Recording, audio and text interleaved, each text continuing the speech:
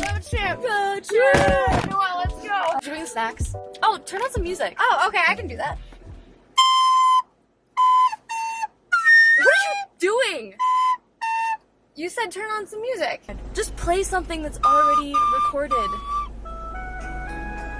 This is a recorder. Oh my gosh. We need to just pause this road trip because obviously we need to take a trip through time. Let's go! Do you even know the first kind of thing to play recorded music on was? No, I have no idea. It was in the 1800s when Thomas Edison invented the phonograph. Ooh, fancy. Basically a record player that we all know, plus a giant like amplifier, kind of like the end of a trumpet. Oh, cool. But bigger. And then over the next 100 years, that kind of adapted into the record player that we all know today. But this was really important in the music industry because for the first time, it allowed people to be able to listen to music at home. Right. Before it was live or nothing. Right. And you said this was in the 1960s. An era known as the British Invasion, which redefined rock and roll. This era included breakout bands such as like the Beatles and the Rolling Stones, and they were all gaining energy and popularity in this time to become the legendary bands they are today. Also, But this is area, it's the Woodstock era. the Woodstock area. So these bands were like experimenting with drugs and all kinds of stuff like that, and that led their followers to or their listeners to do the same. So the entire culture of the 70s was a lot of experimenting with drugs just because these bands were, and then all of their listeners and the youth that really were influenced by them decided to also try out these drugs. Right. Like that. And so all this stuff kind of led to other strains of rock and roll, which were like psychedelic, jazz, and then early forms of metal. So kind of really influencing the music that we listen to. Hey, do you want to get coffee? Yeah, I do. Like speaking of all these different genres of music and the music increase, there became a much higher demand for accessibility of this music. So America's solution was really to put it on something that they already had, which is the radio.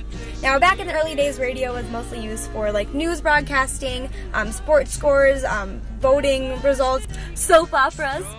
photographic industry, the radio industry today. Did you bring me a bagel? We just thought, you know what? Why don't we put music on something that we already have?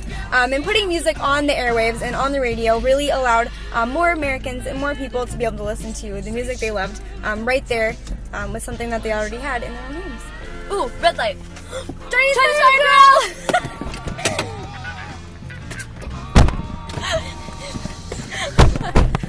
Voila! Alright, as happy as we were with having music in our own homes, people started wanting to be able to bring music with them. So we had to figure out something that was a more portable way to listen to music. So we invented the cassette tape. Instead of having giant records and requiring a record player, cassette tapes are smaller. We invented stuff like the Walkman that we could play them on. So you could play it anywhere you went. And it's basically made up of just like a strip reel that holds the music, and then it gets read by whatever device you're playing it on. So it allowed it for faster and cheaper and more portable means of listening to the music that people love. Hi! Hey, can I get a grande iced coffee, please? And then a venti iced tea, green iced tea with matcha, please. Perfect, thank you. Cassette tapes were also a way for artists to record their own music without needing to go to a recording studio and like get a big name producer and everything. So it was much more easy for young up and coming artists to get their music out there. Like the term, fire mixtape. Yeah, so that kind of started with that. Anyway, these artists, they wanted to be able to get people to listen to their mixtapes, so they turned to boomboxes. And this was when the hip-hop era was really taking off. May I have your attention, please? May I have your attention, please? Compton. When something happens in South Central Los Angeles, nothing happens. It's just another good day. Straight out of Compton, crazy mother named Ice Cube. From the gang called niggas with attitudes. When I'm called off, I got a sawed off. Squeeze the trigger and bodies are hauled off. At this point, cassette tapes just weren't cutting it anymore. They were just kind of too old. And since the digital age was advancing, we needed something else that was advancing with it. So we invented the compact disc, or CD. We didn't have to deal with the strip reel in a cassette tape, because all the music was just burned onto a piece of metal that was recorded by the player. But Grace, all of these just get in the way. I wish all of these were on one thing. Oh my gosh. It's too much. I can't handle Well, let me introduce. Where is all it? of the Justin Bieber CDs. Well, you probably don't need to. Hey Noelle, I got the solution for you.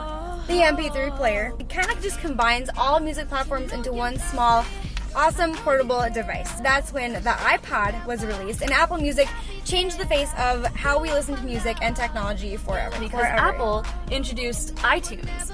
So instead of having to take the CDs that you already have and download them onto your MP3, you could purchase music online and not have to deal with a physical disc at all. Right. So at this point, internet is just a daily thing in all of our lives. I mean, we go to the internet for everything. So the music industry decided to kind of eliminate the MP3 altogether and have just music streaming.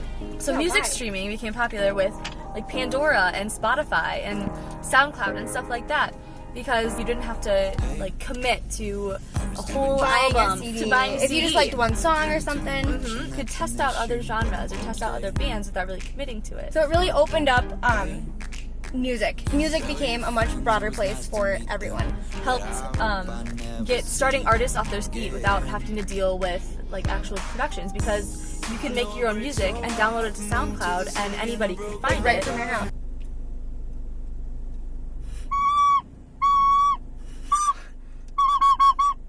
We should start a band. I think we should start our band. With music streaming on the internet, that kind of hurt the music industry because people were finding ways to download music illegally, so not through iTunes. They weren't purchasing it. That's illegal.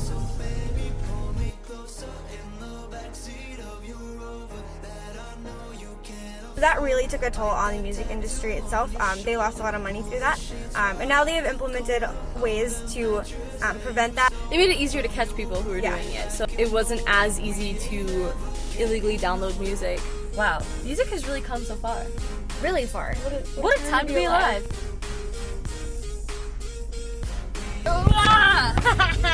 Good catch.